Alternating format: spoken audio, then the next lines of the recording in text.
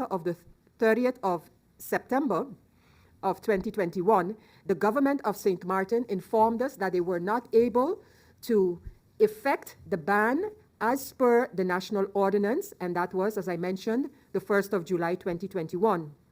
and asked for Parliament to change the date of implementation of this amendment to the General Police Ordinance. Madam Chair Lady, we found ourselves with this law in somewhat of a peculiar situation, namely a law passed by Parliament but not yet ratified by government, because government did not want to ratify a law that had a date in it that had already passed, and government did not start the implementation. So understanding those arguments of the government,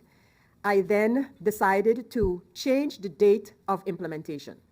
However, even doing that brought along some technicalities, which you can read in the draft before us now. So now we had to prepare a new separate amendment that would firstly decide that the government, by national decree, can decide on the date, on the effective date of the law, one, and that will go into effect once government ratifies the draft law itself, affecting the ban,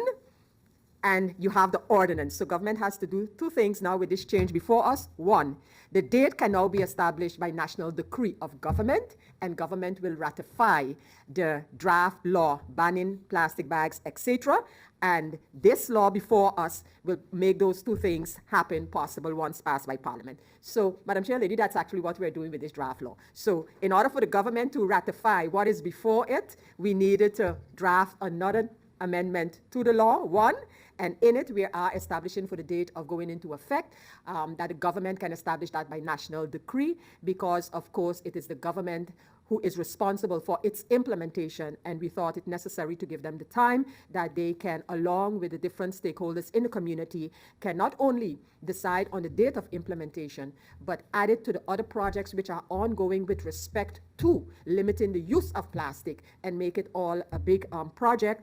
Again, looking at the harmful effects of all of this for our environment, and that we can really have a sustainable and substantive program ongoing as far as plastic in our environment